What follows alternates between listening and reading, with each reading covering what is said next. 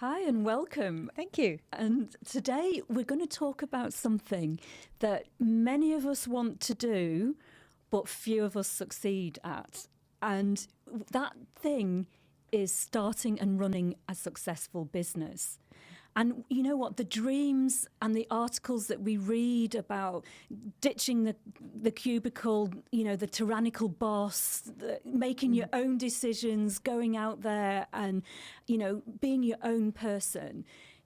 It's easy to have the ideas, but the actual doing of it is a completely different thing. Mm-hmm. And we're delighted today to be joined by Ellie Sarkowski, who has run her, has discovered a niche in the market and runs a very successful business. And we're just going to chat about how she's done that. So, Ellie, welcome to the studio. Thank you very much for having me. Oh, no, it's brilliant to have you here. Yeah, it's great. So, Ellie, when you were little, did you dream about being your own boss, or what did you think you would do?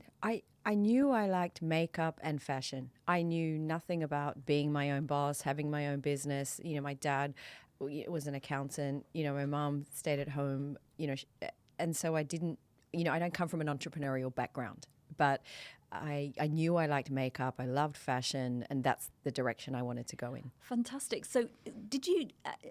although you loved those things, mm-hmm. was there a bit of pressure on you to take a more traditional course? Absolutely. I grew up, and I was in high school in the 1980s, and that was a time, particularly in Australia where I grew up, where jobs became scarce, and so the job security was in banks, traditional job roles, and so my parents, were pushing me down that route, which was so not what I wanted to do. Yeah. So how did you deal with that? How did you manage to express and follow a path that was in your heart rather than the really tough pressure to be more to look for more security?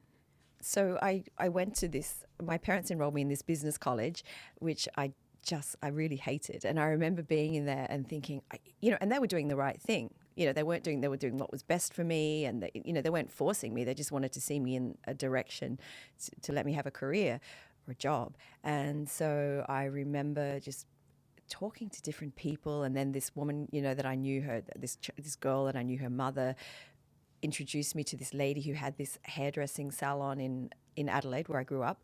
And she was quite entrepreneurial herself because she had clothes and makeup, and so it was not your standard salon. And I got a job as a junior there. So I was able to quit the college, and I think my parents were happy because I had a job. Yes. So it was okay, So that gave you the grounding from the get-go. The get-go, and actually looking, from actually doing the job hands-on, mm-hmm. And learning your craft from that. Yes, which you have to.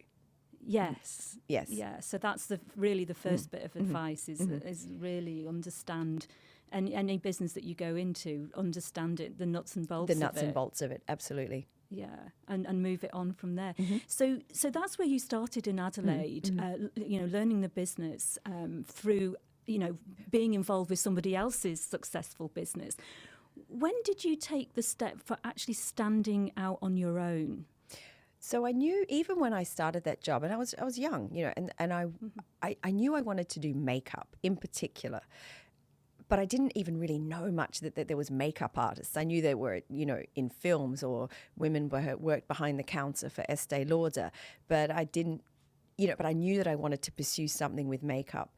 And then through different friends in the business, I got to, work with different modeling agencies that have fashion shows. And so I started doing makeup for fashion shows. And it was almost like I was self-taught. You started just, from a small town. They don't have...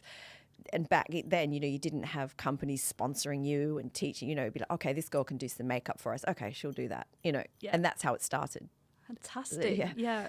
So I think there's something really wonderful in that, and actually physically getting involved and learning, mm-hmm. Through hours of really just deliberate doing. practice. It's just doing, yes. Yeah. Yeah, so that brought you through that period of your life where you were being asked to, you were putting yourself, out as, somebody who could do the makeup side of things, and you Yeah. were mixing in those circles. And, so you must have developed some, really great networking skills. Absolutely. And then, I went to, like a lot of young Australians, go traveling, and I went and lived in London. And, then I decided, okay, I wanted to stay there for longer. And I remember thinking, okay, now I need a job now. So how can I do this? All right, I can get a job in a hair salon. I don't want to do that, so I'll try and work and do makeup. So I got a job working in makeup counters, with Chanel and companies like that as a freelancer, because that was the only way I found myself to mix in those circles. Because once again, you don't really know, how to even get there. It was just more about mixing in the circles, talking to people. And I'm cutting a long story short. Oh, sure. But and then I remember the very first time, and I went over to Paris, and I saw this makeup shop in Saint-Germain, which still stands there. And it's quite serendipitous because I ended up working for this company many years later. And it was a Japanese company. It's called Shu Uemura. And they had all these brushes in pots sitting along the window. And there must have been hundreds and hundreds of brushes. And I remember thinking, oh my gosh, I know nothing about this. How can I know this clearly I need to know about this, because I want to do makeup and I don't know about all these brushes and what I need to do with them. So I remember I got chatting to this English girl in the store, and she in Paris, and she basically invited me to come in and do work experience with them in this Paris store. So Wow. I did, yeah. And that was kind of the start of my connections with being a makeup artist. Yeah. Yeah. So how much do you think serendipity and luck versus strategic planning comes together to form, either your career or your life? I think a bit of everything. Yeah, I really do. You have to also push it. You have to sort of follow those leads. This girl, her name was Tina. She invited me to come back, and I thought, okay, all right, I'll come back and I'll do some work experience here, just hang out in the shop and do makeup with her and learn all about this brand. And then when I was going back to London, she said, you've got to contact my friend. And she, she's PR for these companies in makeup. So I followed that lead. You have to push as well. I think it's amazing when you look back on your life and you realise where those key moments were and how much, if you hadn't followed that, your life would have been totally different. It's a sliding door. Yeah. Thing. It yeah. is. And it's always fascinating to look back at the sliding door moments Absolutely. of your own life. Yes. So what sliding door brought you to Singapore? So I was living in Tokyo many years later with my partner, and then who became my husband, my then husband, and he got a job here. And so I followed him because as time passed, I became a freelance makeup artist where you work under management of a bit like a modelling agency. You have a manager that books you on jobs. And so that's what I did, in London and Sydney for a brief while, and then in Tokyo. And then his job ran out in Tokyo, and so we moved here. I followed him because I had the job where you could move. Yes, and obviously you engineered your life because there was two things happening. One was obviously developing your own expertise in your particular area, but because your husband you were moving around the world, having that portability and working out what it was that was going to be valuable to you in the longer term. That was a great thing to do. Absolutely, yeah. Yeah, because quite a lot of people find themselves maybe when they do an international move with a skill set that it isn't easy to move it across continents. So in other words, the value that you had, say, in Europe isn't the same as it would, if you go to the Far East. Absolutely. So that's a tough thing. And Singapore was probably the toughest move because back when I moved here 18 years ago, there wasn't the industry that I was used to at all. From moving from London, which was such a hub, back to Sydney, and I was only back there about a year, I think. And I was ready to move back to London because I thought, okay, I want to be back in London. In Sydney, there's obviously a huge industry. But then I ended up moving to Tokyo, which again was a difficult move. But once I got in, you're really in because their domestic industry is enormous for work. But then coming from Tokyo to Singapore, there was literally no, because I remember thinking, okay, I need to get a manager, I need to get an agent. Oh, there's no agencies here. Okay. Like, how do you even start? Yeah. So how did you? I found one woman who ran a small agency who did booked for mainly, like jobs for Singapore Airlines or commercial, work. And then I found myself going back to Tokyo quite a bit, which was kind of any excuse because I really missed Tokyo as well. Yeah, because obviously things here 18 years ago were very different. Very different, yeah. Yeah, so how did you continue to develop then over, this is 18 years ago, you've got some small contracts coming through. What happened next? Well, then I had a son, and I'll be very honest, I took time off to raise him. Yeah, so... and that was a choice that we made as well. And, and I did other hobby things and I would do little jobs for makeup here and there, but not anything substantial. I became a stay-at-home mom. Yeah. And raised my son, yeah. Yeah, and that's a full-time job. That's tougher. Exactly, yeah. So when he reached an age where you felt, he had more independence, then what happened? Well, then it was about 5 years ago, and I was going through a different, my marriage broke down and I was going through a different stage of my life. And I remember thinking, I'd had this idea in my head actually when he was young, I always had a lot of ideas in my head. I still do, and I used to always talk about this place where women could go to get ready to go out, and I used to had this idea of a hole in the wall, maybe in the CBD, and women could drop in and maybe get an eye mask, maybe get a blow dry, and maybe get their makeup done. And also that stems from myself having crazy curly hair. I like getting my hair blow dried. The catalyst lies with me having a love of getting my hair blow dried. Yeah. And when you're going through something like a marriage breakup, it's not easy. It's damn hard. And so I remember the day when I just thought to myself, you know what, damn it, I'm going to do this. I'm going to do this blow dry bar that I wanted to do, because this was all sort of coming out in the States. And I remember seeing something that had the dry bar that started in the States. And I thought, that's the same idea I've had for 10 years. Hey, you know what? I'm going to do it here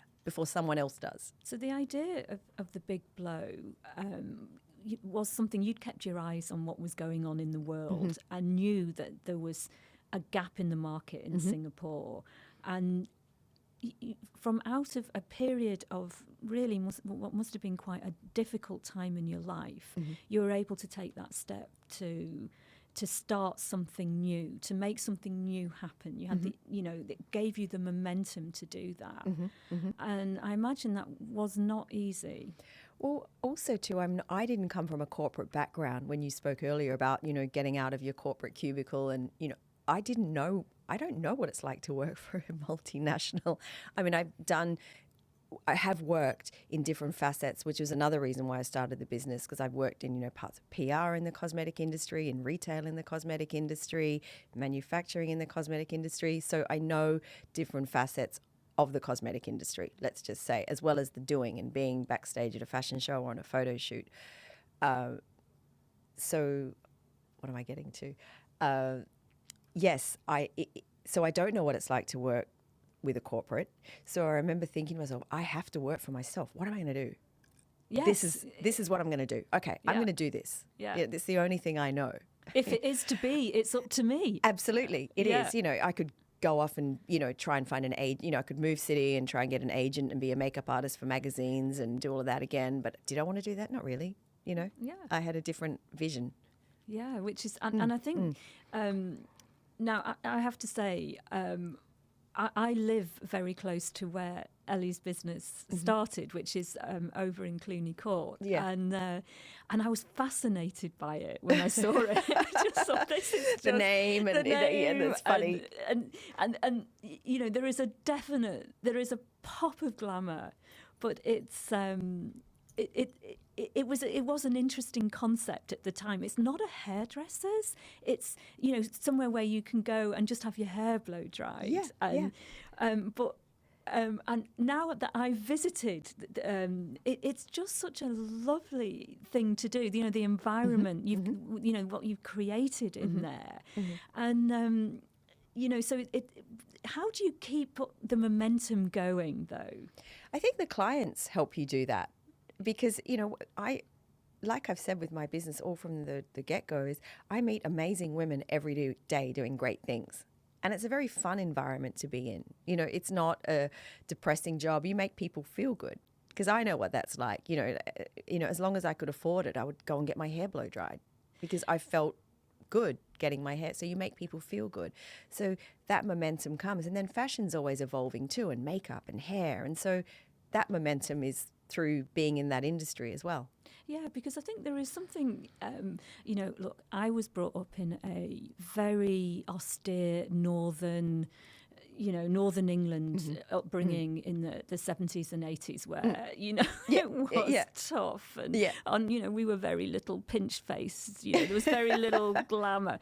But there is something really lovely about having your makeup done and your hair done. And it kind of, you know, we were chatting about it earlier, you know, putting your face on, you know, just gives you that little pop of confidence to go out into the world. And, you know, it doesn't matter if you are an exceptionally good-looking woman or just, you know, an average-looking woman. Actually, everybody has a unique kind of way of projecting themselves. And when you're actually in that environment, you know, you can tease out the best in people, and I think that is a lovely thing to do. And I think too, it's a little bit of self-care in there. There's a little bit of time out, which I guess is self-care. It's grooming. It makes you feel good, and you know, I know that you don't need it necessarily, but everyone likes to look good. I think in general, people feel good when they look good, and you might not be able to go out and buy, you know, a whole new outfit, but a $49 blow dry is actually pretty cheap entertainment and pretty cheap affordable way of you know, feeling a little bit glamorous. You know, and I think especially as life, you know, as you get a little bit older, I think there is something about reclaiming a little bit of your sassiness, a little bit of yourself, and arming yourself with you know, blow dry or some makeup just gives you that little bit of a little bit of confidence when you're facing you know, a social occasion or just something, and it just makes it a little bit more special, and you feel a little bit more special. And, absolutely, and that just brings yourself to the fore. You know, and that the business that you run really is quite transform. You know, just transform women in that way. And I think from when I was a lot younger, you know, and what I've always maintained is half the fun of going out is actually getting ready. Yes. You know, right back from the days, you know, when my very close friend, you know, she would do my hair, I would do her makeup, and then we would go out, and I'm sure we had more fun getting ready. Yes, indeed. So that's true. That is, you know, what the big blow is. I always call it the extension to my bedroom. Yeah. Get ready. Well, there was those little dens that we had, and everybody's makeup out, and that was the best fun, was getting ready to go out. And anything could happen after that, you know. And normally it went downhill. I have to say. And we get women coming, you know, into the salon to arm themselves for very different reasons. I mean, I've had a young girl who's a young lawyer who has been coming to us since we opened. She really has barely any makeup put on. She has, you know, little hair blow dry, but whenever she goes for an important meeting or an interview, she comes in first, you know. And then I have a girl that's coming to me at the moment a lot, and, you know, she's going through a divorce, and every time she's gotten, you know, a situation where she needs to see her ex-husband or have a lawyer's meeting, she always says, I need my armour on. I want that. Or you get women corporate photographs, people going out to a party. There's lots of reasons. There are lots of reasons. And our image is, you know, how we look is a very it's a huge part of how we feel, I think. And, it's funny, when I was about 8, I went over to my grandmother's in Belfast while my parents moved. And me and my sister went over to to get us out of the way, really. And we were there for about 6 weeks. And I had this mane of hair. And my grandmother just hated it, and she basically just cut it off one day. And from that day, my hair's just turned into a really thick, coarse. You've got amazing hair. No, I haven't. But it has to be kept short, and so it's very difficult for me to do anything with. Yeah. But actually, when I was looking, I was thinking, this blow dry thing. Is it going to be any point in blow drying my hair? Yeah, and you bought a package from us. I did. That's how I knew you. Yes. So, yeah. But it was a moment of, and I just thought, I'm not that kind of woman. But what I learned was it does make you feel better, no matter what your hair's like. Yeah. Once somebody actually takes the time to blow dry it for you, you will feel better at the end of it. And it is fun, and I do love all that. The idea of taking any woman and just making them feel a little bit better. Yes, is a wonderful thing. It's a nice thing to be involved with. Yeah, it is actually, really. And there's also, you do learn a lot about people. You build relationships very. Oh yeah, that's the nice thing. It's such a nice thing for me. And as I was saying to you in the car driving over here, when I, first opened the store at Cluny Court, and, I love Cluny Court, and I didn't really realise it at the time. It was just so nice for me to become involved in a community again and going somewhere every day and building this little community. And I just love it. It's great. Yeah, because I think a lot of people have been ripped out of their communities. Life is like that, especially expat life when you're pulled out of your home and family and you've got to create new communities. And anywhere where, you can find a community that you feel part of, either you've created it or you're joining it, is it gives you a great deal of comfort. But getting back to the business side of things, because I think, you had an idea, you saw a gap in the market, you developed a business around that, but keeping it going, it's like I said in the introduction, having the idea is one thing, but keeping it going is another thing. What's the hardest thing about keeping your business going? Well, running the business is really hard, and it's not my forte at all. I think it's about moving with your business and understanding that, right now it's going through another transitional phase where I need to bring other people in for if I want to expand it anymore. I mean, if I could just sit in one place and just have my local store, fine, I could just do that. Yeah. But I have bigger aspirations for the store. So, it's about reaching out to people and asking for help, whether it's mentoring, financial, business conversations, and that's taken me some time to get used to just reaching out and asking for help. Yes, because that's perhaps something that people don't think a lot about when they're starting their business, that they cannot do it alone. You can't. And look, and I wouldn't have been able to start my business if I didn't have the help of I had a business partner when I first started. And, I think we came together because I was, I think he was out of work and I was, going through my divorce, and we started, he's a mutual friend a very close friend of both of ours. And we just started chatting about different business ideas. And I showed him this bad business plan that I had done because, it's not my background, because I had banged out a business plan. And he took it and helped me turn it into something. And he was in the business for a year. So it was great. And, Mark I couldn't have started the business without him. He set up systems that I wasn't involved, that I had no experience in, whereas he did, but he didn't know about hair or makeup or, Yeah. So it is. It's basically knowing what you're good at, and then getting help for anything that you need other than that, but keeping the momentum going forward. Yes. Yeah, because that's the thing is this sort of combination of movement, but also augmenting anything that you can't do with other people. Absolutely, and because the execution is the hardest part, and I'm learning every day, and I have to execute on things every day, and I don't, and I procrastinate. Like we all do. We're all human. We procrastinate. We feel nervous, but you have to just keep pushing. Yeah, so that's great advice. Just close a day, but start the next day with pushing forward again.